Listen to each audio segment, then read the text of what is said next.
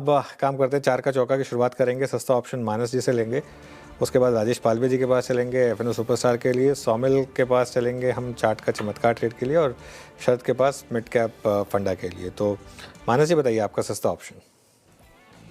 तो देखिए, pharma stocks पे ही ध्यान है। टोरेंट फार्मा को पहले मैंने रिकमेंड किया था, और सिप्ला पे भी ध्यान देना चाहिए क्योंकि सिप्ला ने अपने 10-20 डे मूविंग एवरेज को रीगेन कर लिया है। तो 1350 का कॉल ऑप्शन सिप्ला का जो 31 रुपए पे ट्रेड हो रहा है, उसमें खरीदारी करने की राय रहेगी।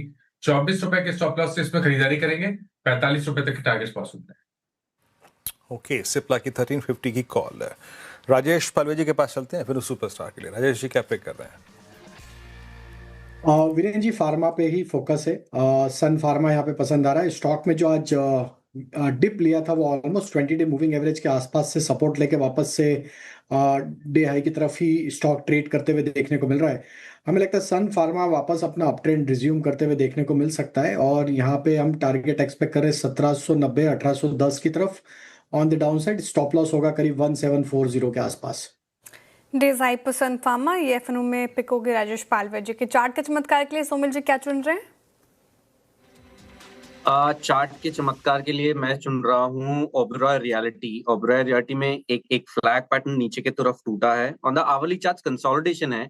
On the daily chart 2040 daily moving average पे रेजिस्टेंस लिया है, और फिर से एक डाउन ट्रेंड शुरू हुआ है। ऑलरेडी एक डाउन ट्रेंड में है on the medium term charts.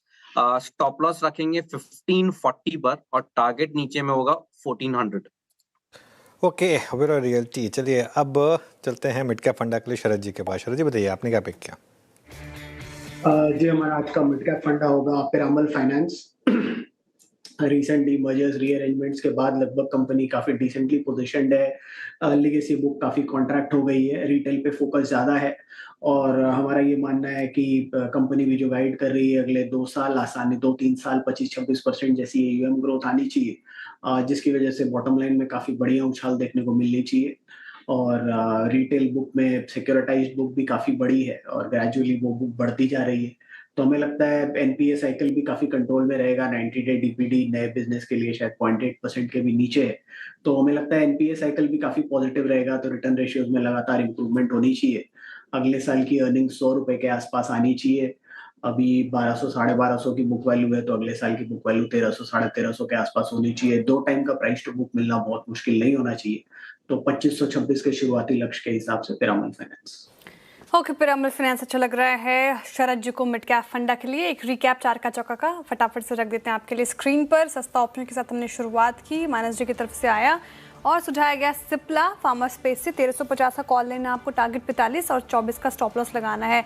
Rajesh Palve जी कह रहे हैं कि सन फार्मा अच्छा कर रहा है फार्मा स्पेस से, तो 1810 के टारगेट के लिए चेज कर सकते हैं। 1740 का लगाना है आपको स्टॉप लॉस। चार्ट के चमत्कार के लिए ओबेरॉय रियल्टी बिकवाली की राय। सोमिल जी की तरफ से रियल्टी पैक काफी कमजोर, नीचे के 1400 के टारगेट है, 1510 का लगाना है स्टॉप लॉस। मिड कैप फंडा के लिए अभी शरद जी ने पिरामल फाइनेंस चुना है 2600 के शुरुआती लक्ष्य के लिए, खरीदारी की राय इनकी तरफ से। अच्छा,